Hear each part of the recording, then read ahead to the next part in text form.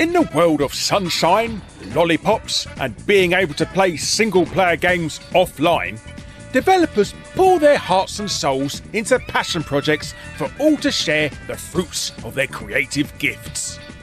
But in that wretched thing called commercial reality, teams, time, budgets and expectations need to be juggled, meaning disaster has multiple ways it could strike. Under the cosh, developer duress can boil over into explosive rants, emotional outbursts, and even the most embarrassing apologies for failing to deliver their promises. Hello, my name is Peter Molyneux. What you won't find on your bingo card, however, is the unfiltered, candid declaration, "You think our game is a steaming pile of crap?" Well, we agree. If that wasn't enough, not only are these truths reserved for brutally honest interviews years later, but astonishingly, sometimes they're even within the game itself. So, this episode, we take a look at these developmental damnations, these programming professions, and these self-incriminating scriptings. As I say. But hello you. I'm Guru Larry, and I welcome you to Fact Hunt. Developers who admitted their game was crap within the game.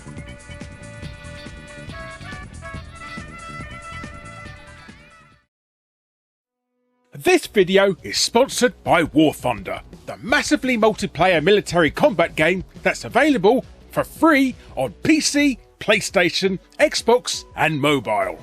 War Thunder lets you command over 2,500 tanks, aircraft, helicopters and warships from 10 major nations, spanning everything from flimsy interwar contraptions to modern battle tanks and jet fighters. With incredibly detailed vehicles, realistic graphics and authentic sound effects, every battle feels like you're sitting at the controls of some of history's most formidable war machines. Unlike games where vehicles are basically health bars with wheels, War Thunder models individual components like engines, fuel tanks, ammunition ranks and crew members, meaning one well-placed shot can turn a mighty war machine into an extremely expensive garden ornament. And when a vehicle is destroyed, War Thunder's fantastic X-ray damage view shows exactly what happened in all its shell enters tank, tank immediately regrets everything glory. War Thunder now also features a dedicated mobile version, so you could take colossal military battles with you wherever you go. And here's the important bit. Sign up through my link in the pinned comment or video description, and new players, plus returning players who haven't played for at least 6 months on PC or consoles, can claim a massive bonus pack for a limited time. That includes the exclusive vehicle decorator, Eagle of Valor, 100,000 silver lions, 7 days of premium account, plus multiple premium vehicles and other goodies to kickstart your military career in style. Over 95 million players have already joined the battlefield, so click my link in the pinned comment or video description, grab your bonus rewards before they're gone, and I'll see you on the front lines. Probably being immediately outmaneuvered by someone driving a tank older than my career.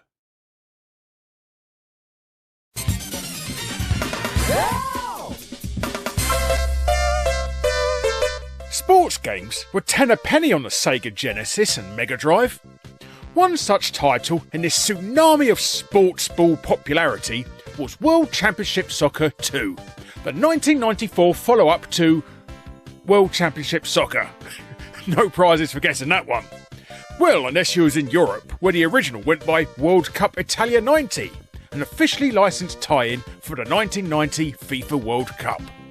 Hoping to cash in on World Cup fever, the sequel launched alongside the 1994 tournament in the United States. Behind the scenes, development was handled by Sensible Software. Yes, that Sensible Soccer team. However, despite being such a high-profile developer, Sega strangely kept their involvement firmly under wraps. So, alternatively, the developers were credited as the enigmatic Mystery Chefs, a cover story that survived until 2013, when the Megabytes blog finally spilled the beans in an interview titled Sega's Soccer Secret Revealed. Stu Cambridge, Sensible Software's artist, expressed that the decision to hide their involvement was likely contractual, with Sega wanting to keep focus squarely on their own Sega Sports branding by downplaying the role of external developers. Producer Wallace Poulter also revealed that a lack of a license meant that the England player names consisted entirely of his junior school's football team. But this wasn't the only ingredient the Mystery Chefs added to spice things up. Football fans expect foul language in the stadium, but not buried in their game cartridge. Stored in the ROM was the following text shown here. Adding spaces and deciphering, the message reads, "I am very, very bored and very, very tired. I just This game sucks cock twice over. Cheap shit can't even come up with a real password screen. Bullshit cocksucker arsehole." With vocabulary like that, you'd think the Mystery Chef was Gordon Ramsay. The game's passwords were dynamically generated. You know, the kind that you jot down in a manual because sell-on value wasn't considered back then. Poulter recalled that the Sensible team had a mere 3 to 4 months to develop the game in its entirety. Sega's US head of development didn't believe they'd even finish it.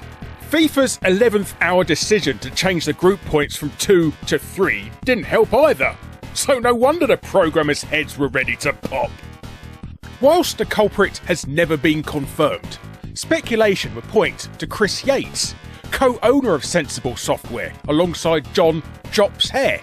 He was the lead coder, but that's another credit that remains shrouded in mystery at the time of writing. Astonishingly, it wasn't until 2013 that the discovery of the secret message in the code appears to have first been made public, blowing the whistle on this foul-mouthed attack on the game within the game itself. This wasn't the only discovery. Also found in the code was the high IQ joke, "Help, I'm trapped in a Sega cartridge factory." Well, we hope it was a joke, because it's been a couple of decades now. In the end, the use of a pseudonym made sense. I mean, after all, Sensible Software would never stoop so low to include that level of profanity in their own video games after all, would they? Would they?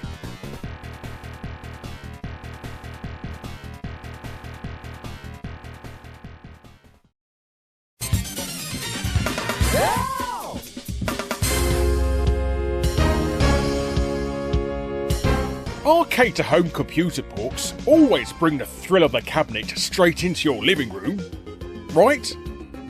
Just like Pac-Man for the Atari 2600. Oh dear, that was a hard pill to swallow. Sorry, too early to get me coat. But surely you can't go on tarnishing coin-op classics with butchered home conversions, can you? Sure you can! 1991 saw Street Fighter II The World Warrior become an arcade worldwide phenomenon.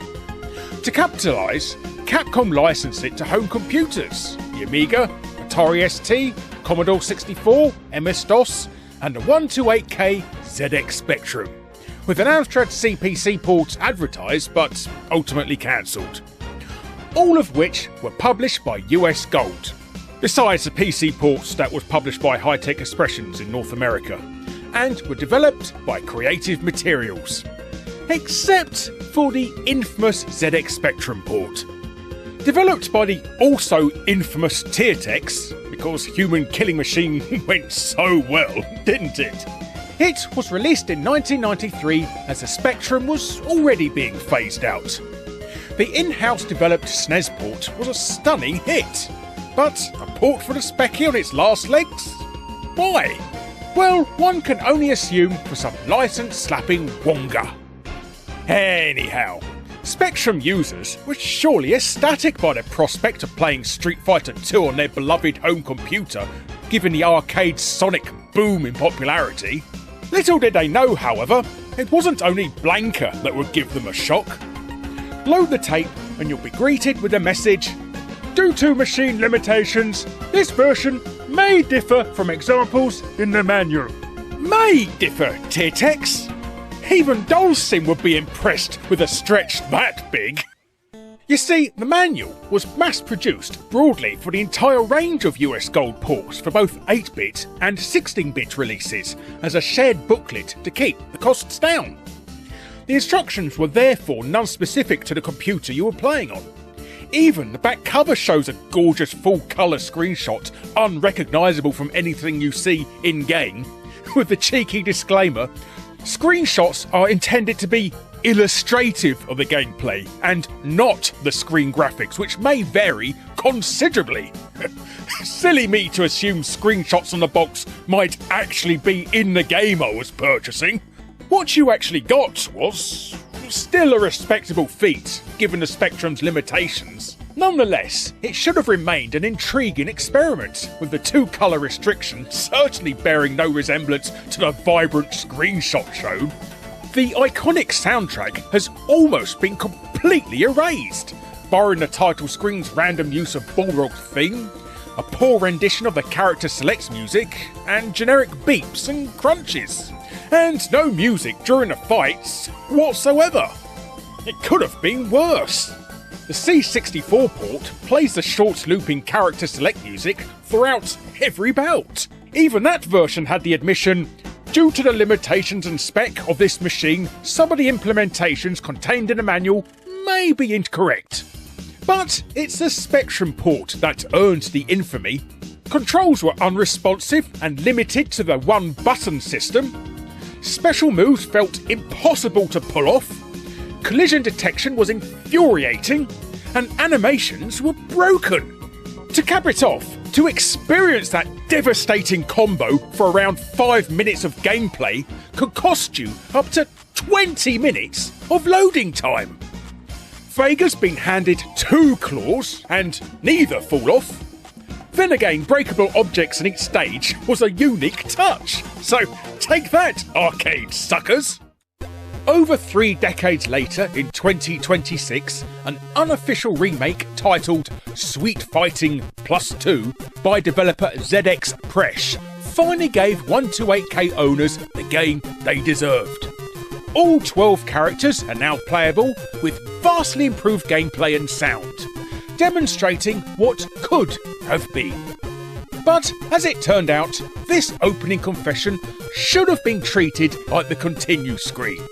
Feign empty pockets, walk away, and save yourself copious amounts of loading time, and all the ensuing Zan grief.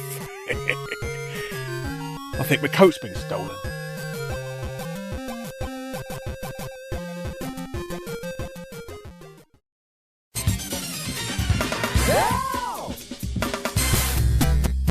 For the benefit of those who grew up flossing in Fortnite, manuals used to be tucked away in a game's physical case. I know, imagine that. To give guidance, list controls, and tell you not to take your cartridge for a swim if you want it to work. What they weren't designed to do was to tell you your game's been stripped of quality, so it's not that good. Take 1984's Pac-Land. 8-bit home ports informed in the manual, "Please note, there is no Fairyland sequence on the Spectrum, Amstrad and MSX due to machine limitations." Likewise, Grand Slam's 1987 adaptation of Tom Clancy's debut novel The Hunt for Red October's manual admitted that machine limitations meant they ripped out features, like the terrain window. But there's one botched beat-em-ups manual that shines above the rest: Double Dragon.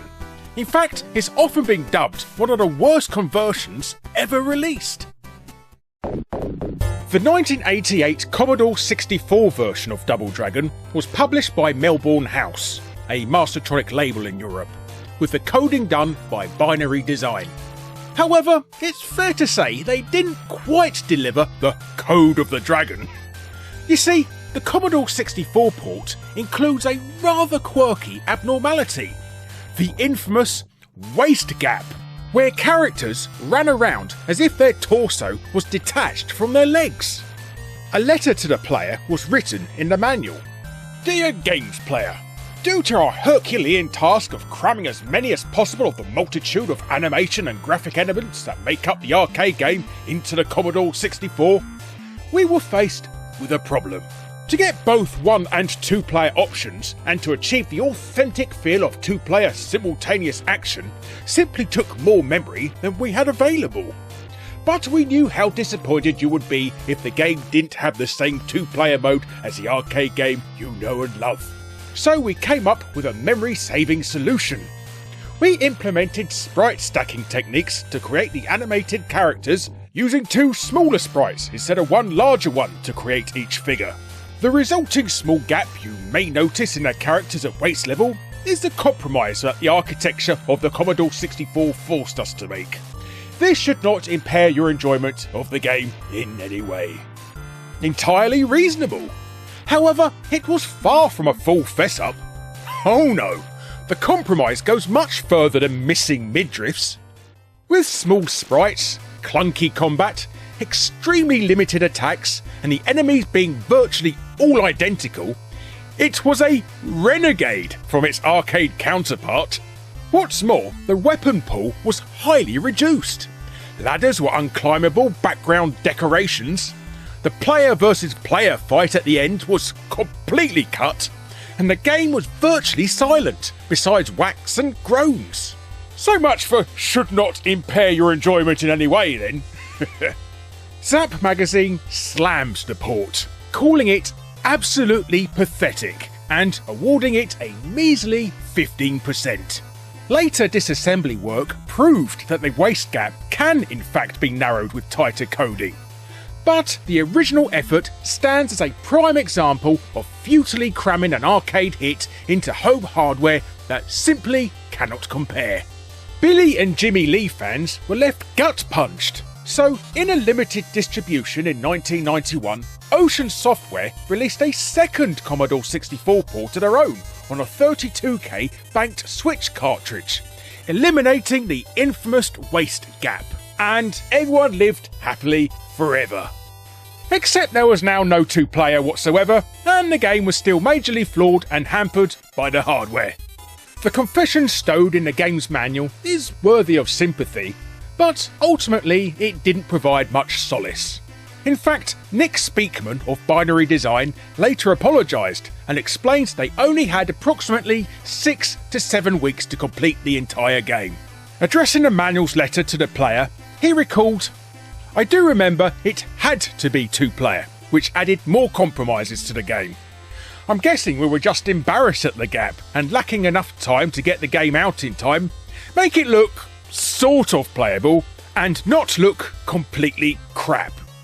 And so, for those immune to the manual's gaslighting, games players rushing home to fire up their Double Dragon got a double dose of disappointment instead.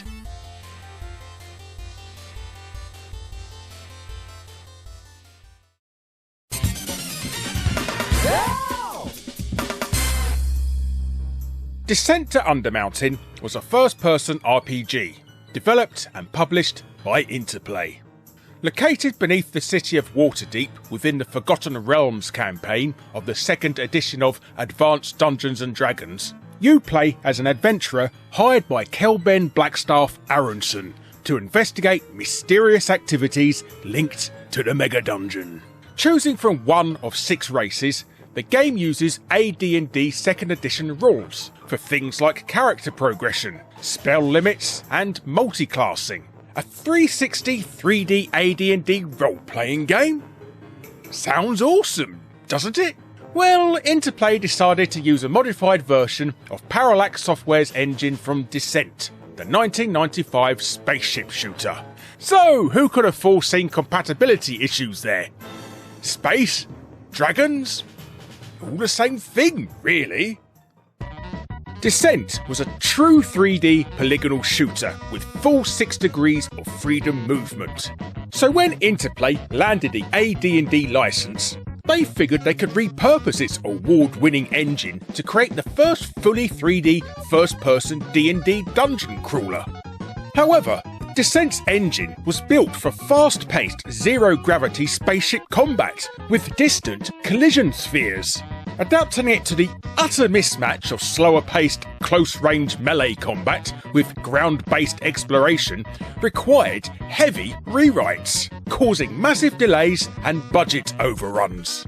Not only was combat predictably awkward, crashes and slowdowns added to the calamity, and hilariously, enemies would float in mid-air, as if they were inextricably tied to the game's original zero gravity.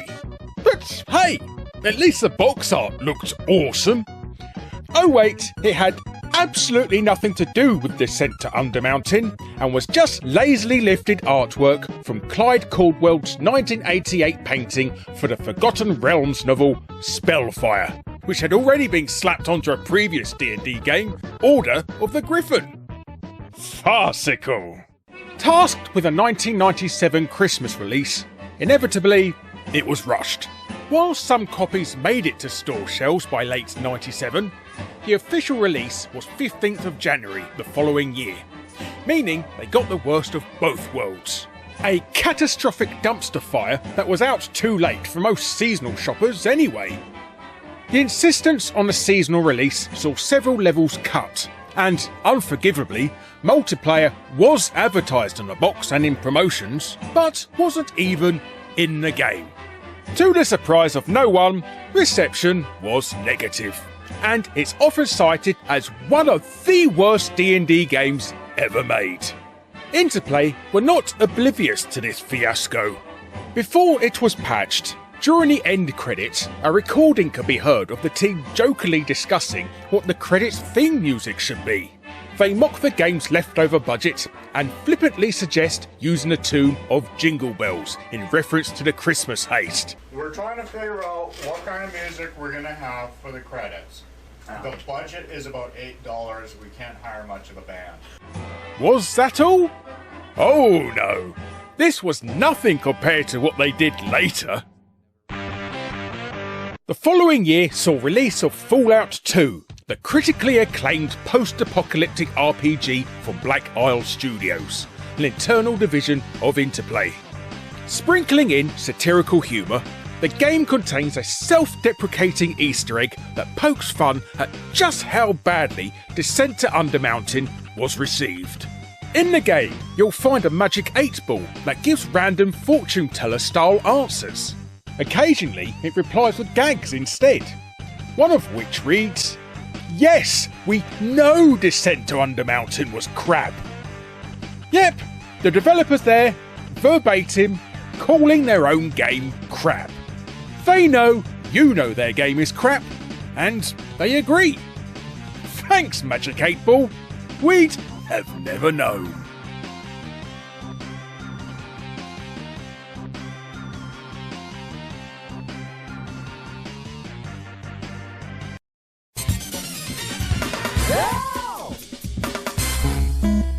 Honourable mentions goes to Vindicators, where pressured programmer Mike Hiddleston wrote the hidden message, "My apologies to anyone disappointed with the game, but don't blame the coder." And Enterprise, where the game's files contain backward speech that, when reversed, disparagingly quipped, "Enterprise is rubbish." They're not going on this list as we've covered those in previous episodes. But how could we omit the most notorious in-game rant ever discovered? Whilst touched on previously, there was one aspect of this outrageous outburst we didn't cover. Spoiler alert, it's the bit where he calls the game crap. The new Tetris was a creatively named 1999 entry in the franchise developed by H2O Entertainment with Blue Planet Software co-developing and guiding design.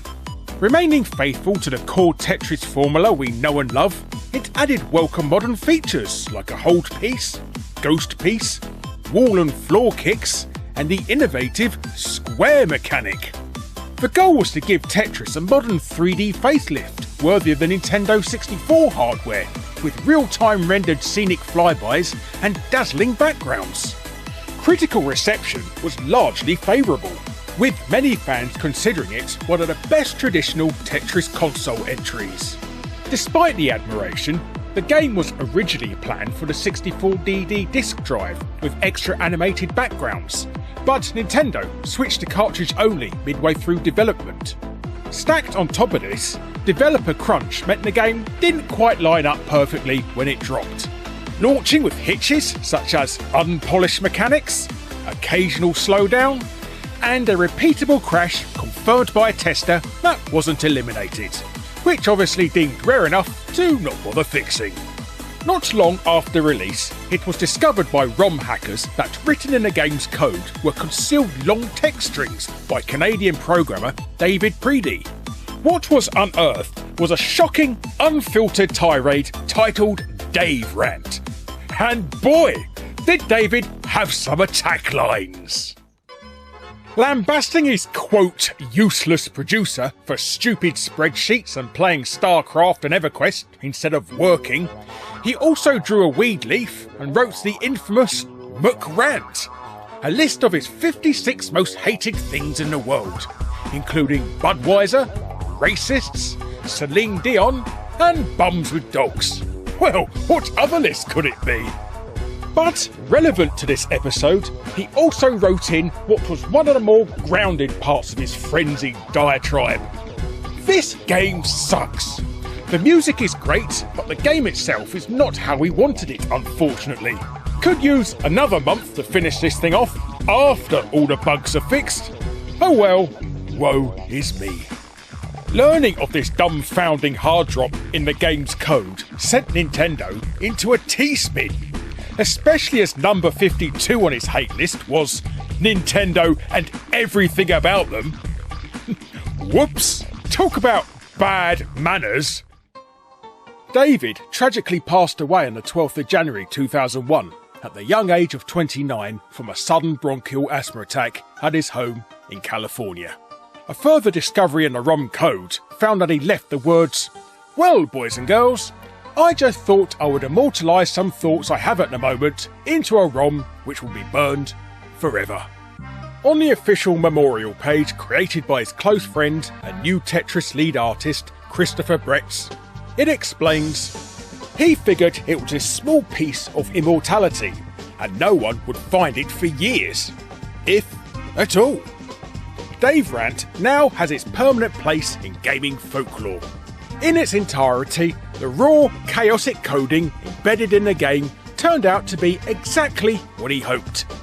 A small piece of immortality that Tetris fans are still talking and chuckling about decades later.